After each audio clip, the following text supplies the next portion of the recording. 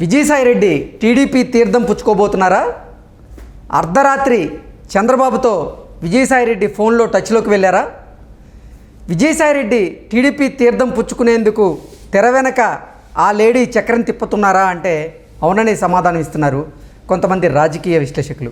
ఇక ఇదే అంశానికి సంబంధించి మనతో మాట్లాడేందుకు ప్రముఖ సీనియర్ జర్నలిస్ట్, ప్రముఖ రాజకీయ విశ్లేషకులు సిఎస్ రావు గారు మనతో ఉన్నారు. ఆయనతో మాట్లాడదాం. Sir hi sir. Hello Krishna. Sir, Rajya Sabha సభ్యుడు విజయసాయిరెడ్డి టీడీపీ తీర్థం పుచ్చుకోబోతున్నాడని, అర్ధరాత్రి చంద్రబాబు గారితో విజయసాయిరెడ్డి ఫోన్లో టచ్లోకి వెళ్ళారని, ఆయన టీడీపీ తీర్థం పుచ్చుకోవడానికి తెర వెనక ఒక లేడీ చక్రం తిప్పబోతుంది అంటూ కూడా ఒక వార్త సోషల్ మీడియాలో హల్చల్ చేస్తూ ఉంది. ఏంటి సార్, ఆ వార్తలో వాస్తవం ఉందా? నిజంగా విజయసాయిరెడ్డి టీడీపీ తీర్థం పుచ్చుకోబోతున్నాడు అంటే ఏం చెప్తారు? ఇప్పుడు వార్తలు వాస్తవం లేకపోతే అసలు ఇది న్యూసే రాదు, బయటికి రాదు. ఎంతో కొంత ఉంటేనే, ఆ ప్రయత్నాలు ఉంటేనే ఏదో ఒక అంశం బయటకు వస్తుంది. సరే, బయటకు వచ్చిన తర్వాత కొన్ని రోజుల పాటు ఖండించవచ్చు, ఆ తర్వాత మళ్ళీ నిజం కావచ్చు, కొన్నిసార్లు నిజం కూడా కాకపోవచ్చు. అంటే అనేకమైనటువంటి అంశాలు మనం చూస్తున్నాం రాజకీయాల్లో. ఇప్పుడు ఎగ్జాంపుల్ చెప్తా, మహానాడులో గాంధీ అనుకుంటా, అరికపూడి గాంధీ మహానాడులో ప్రసంగించారు గండిపేటలో తెలుగుదేశం పార్టీకి డయాస్ మీద. అక్కడి నుంచి నేరుగా వచ్చి తెలంగాణ భవన్కి వచ్చి టీఆర్ఎస్ పార్టీ కండా కప్పుకున్నారు. సో మనం నమ్మాలన్నా రాజకీయాల్లో, నమ్మకూడదా? ఇట్లాంటి చాలా సంఘటనలు ఉన్నాయి. సో వాటన్నిటిని ఉదాహరణ చెప్పుకుంటూ పోతే టైం పడుతుంది. సో విజయసాయిరెడ్డి తెలుగుదేశం పార్టీలో చేరడు అని చెప్పి మీరు ఎందుకు అనుకుంటున్నారు? సాధ్యం కాదని ఎందుకు అనుకుంటున్నారు? అంటే అసలు వైఎస్ఆర్సీపీలో ఆయన క్రియాశీలకంగా వ్యవహరిస్తారని, అసలు వైఎస్ఆర్సీపీలో A2గా చెప్పుకునే వ్యక్తి విజయసాయిరెడ్డి అంటూ కూడా ఇప్పటికే చాలామంది రాజకీయ విశ్లేషకులు చెప్తా ఉన్నారు. ఈ నేపథ్యంలో అసలు వైఎస్ఆర్సీపీని వీడి ఆయన టీడీపీ తీర్థం పుచ్చుకునే పరిస్థితి ఉందా అంటే? ఒకటి కృష్ణ, అదే చెప్తుంది. నేను ఆల్రెడీ అరికపూడి గాంధీ చెప్పాను ఒక ఉదాహరణ. ఇప్పుడు దగ్గుపాటి వెంకటేశ్వరరావు, దగ్గుపాటి పురంధరేశ్వరరావు ఉన్నారు. వాళ్ళకన్నా తెలుగుదేశం పార్టీలో ఎవరైనా ఇంపార్టెంట్ వాళ్ళు ఉన్నారా? తెలుగుదేశం పార్టీ ఆవిర్భావం అప్పుడు ఉన్నటువంటి వాళ్ళిద్దరు. తర్వాత చంద్రబాబు నాయుడు వచ్చాడు కాంగ్రెస్ పార్టీ నుంచి. మరి ఆ రోజు వీళ్ళు అసలు కాంగ్రెస్ పార్టీలోకి వెళ్తారని చెప్పి ఊహించారా ఎవరన్నా? వైఎస్ఆర్ కాంగ్రెస్ పార్టీలోకి దగ్గుపాటి వెంకటేశ్వరరావు వెళ్తారని ఊహించారా ఎవరన్నా?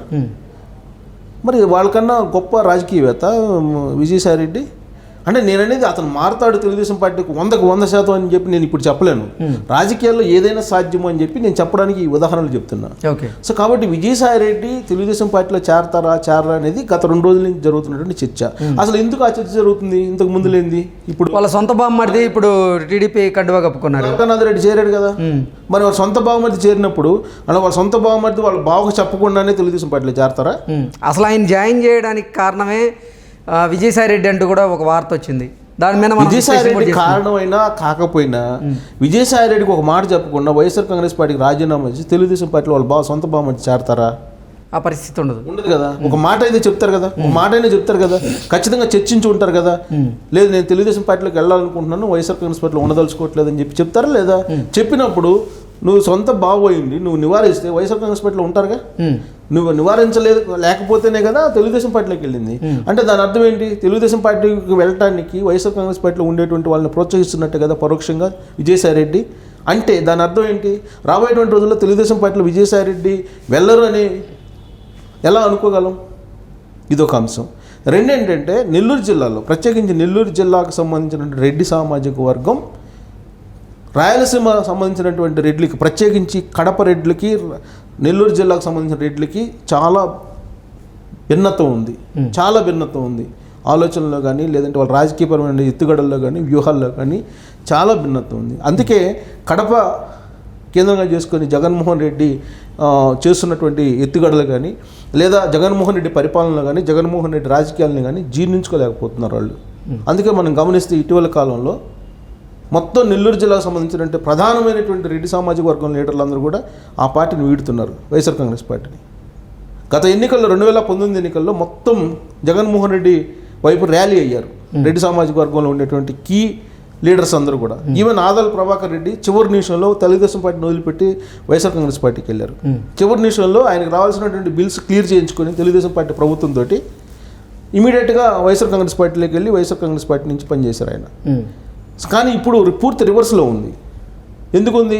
జగన్మోహన్ రెడ్డిని దగ్గర నుంచి చూశారు. జగన్మోహన్ రెడ్డిని దగ్గర నుంచి చూసిన తర్వాత, ఆయన వాళ్ళకన్నా చూసిన తర్వాత నెల్లూరు జిల్లాకు సంబంధించినటువంటి రెడ్డి సామాజిక వర్గం జీర్ణించుకోలేకపోతున్నారు, ఆయనతోటి మింగిల్ కాలేకపోతున్నారు ఎక్కువ మంది. అందుకే బయటకు వస్తున్నారు. అదే కర్నూలు జిల్లాకు సంబంధించి రెడ్డి సామాజిక వర్గంతో అయితే మింగిల్ అవుతారు. ఎందుకంటే కర్నూలు జిల్లాకు సంబంధించినటువంటి మనం చూస్తే కోట్ల విజయభాస్కర్ రెడ్డి ముఖ్యమంత్రిగా ఉన్నప్పుడు నెల్లూరు జిల్లా సంబంధించినటువంటి రెడ్డి సామాజిక వర్గం మొత్తం కోఆపరేట్ చేసింది కోట్ల విజయభాస్కర్ రెడ్డి ఉన్నప్పుడు. ఆ తర్వాత నెల్లూరులో ఎన్ జనార్దన్ రెడ్డి, అక్కడ బెజవాడ పాపిరెడ్డి, ఇలాంటి వాళ్ళందరూ ముఖ్యమంత్రులుగా చేశారు వాళ్ళు. సో రాజ్యాధికారాన్ని అనుభవించారు. వాళ్ళకి తెలుసు రాజకీయాలు ఎలా ఉండాలి, ఎలా చేస్తే రాజకీయాల్లో ప్రజలు మన్ననలు పొందగలం, ప్రజలకు ఏ సేవ చేస్తే ఎలా సేవ చేస్తే ప్రజలు ఆదరిస్తారు అనేది వాళ్ళకి తెలుసు.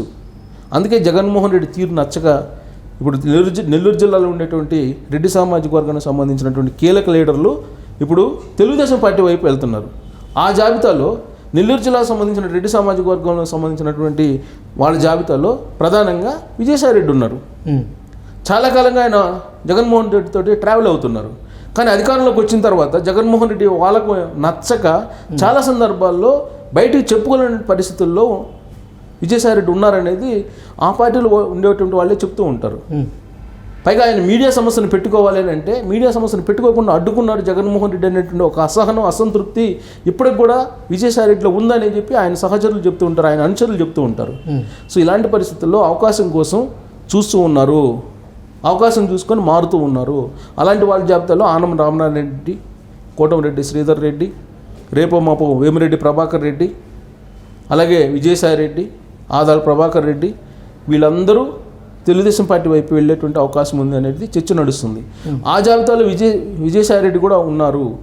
సో అందుకే తెలుగుదేశం పార్టీలోకి వెళ్ళడానికి విజయసాయిరెడ్డి ప్రయత్నాలు చేస్తున్నారు. ఆ ప్రయత్నాల్లో భాగంగా కుటుంబంలో కూడా చర్చ జరుగుతుంది, ఆయన కుటుంబంలో అనేది వినిపిస్తుంది. ఆ కుటుంబంలో బాగా ప్రధానంగా నందమూరి ఫ్యామిలీతో టచ్లో ఉంది ఎవరు? తారకరత్న చనిపోయారు. తారకరత్న సతీమణి అలేఖ్యారెడ్డి నందమూరి ఫ్యామిలీతోటి క్లోజ్గా ఉంటారు, తెలుగుదేశం పార్టీతోటి ఉన్నారు. తెలుగుదేశం పార్టీలో కలిసి పనిచేయడానికి, తెలుగుదేశం పార్టీని అధికారంలో తీసుకురావడానికి అలేఖ్యారెడ్డి కీలకంగా వ్యవహరించబోతున్నారు. సో ఇలాంటి సందర్భంలో ఆమెతోటి బంధుత్వాన్ని కలిగినటువంటి విజయసాయిరెడ్డి మాట్లాడరు అని ఏముంది? మాట్లాడతారు కదా. ఒకవేళ విజయసాయిరెడ్డి మాట్లాడకపోయినా అలేఖ్యారెడ్డి మాట్లాడరా? రాజకీయాల గురించి చర్చించరు అలేఖ్యారెడ్డి? ఖచ్చితంగా చర్చిస్తారు.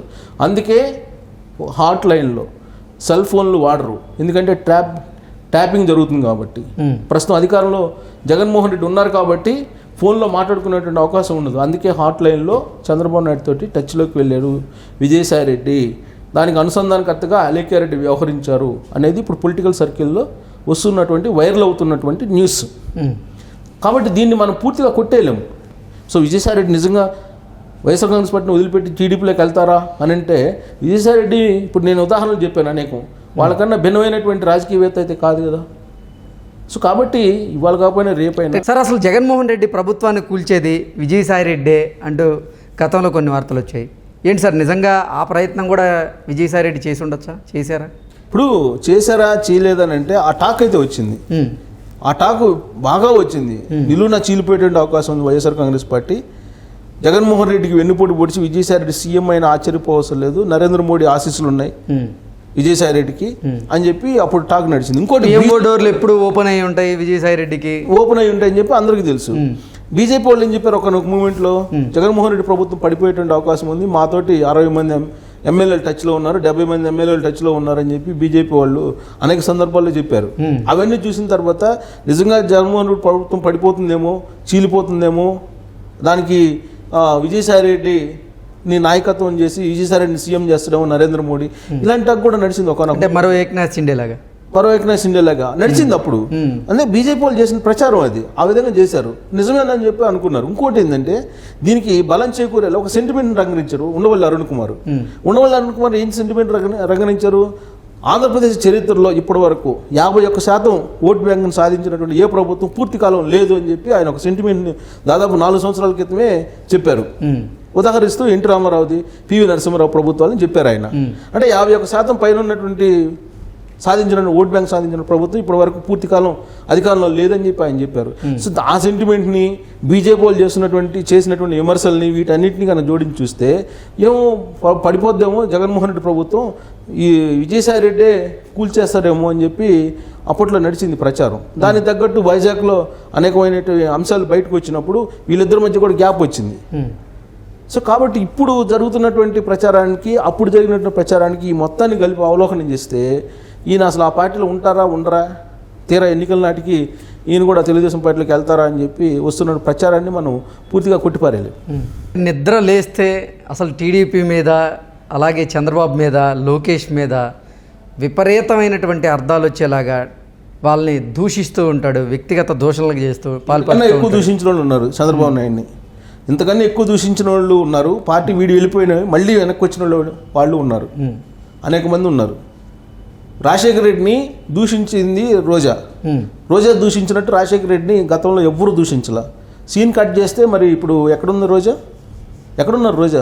వైఎస్ఆర్ కాంగ్రెస్ పార్టీలో ఉన్నారు. వైఎస్ ఫ్యామిలీకి, జగన్మోహన్ రెడ్డికి అత్యంత ఆప్తురాలుగా మెలుగుతున్నారు. ఇప్పుడు రేపు మాప ఆమె కూడా పార్టీ వీడి వెళ్ళే అవకాశం ఉందని చెప్పి మళ్ళీ నడుస్తుంది. ఆమె ఏదో కాంగ్రెస్ పార్టీతో టచ్లో ఉన్నారు, షర్మిలాకి టచ్లో ఉన్నారని చెప్పి మళ్ళీ ఇప్పుడు ఏదో వైరల్ అవుతున్నటువంటి న్యూస్. సోషల్ మీడియా వచ్చిన తర్వాత ఏది దాగదు కదా, ఎక్కడ ఏ చిన్న కదలిక వచ్చినా కానీ ఇమీడియట్గా బయటకు వచ్చేస్తుంది. సో ఇలాంటి పరిస్థితుల్లో విజయసాయిరెడ్డి పార్టీ మారరు అని మనం ఒక రాజముద్ర వేసి చెప్పడానికైతే లేదు, మారరని. సో ఆయన ఇప్పుడు జరుగుతున్న పరిణామాలను బట్టి ఆయన కూడా తెలుగుదేశం పార్టీకి వెళ్ళేటువంటి అవకాశం ఉంది అనేది వినిపిస్తుంది. Okay sir, thank you so much. Thank you.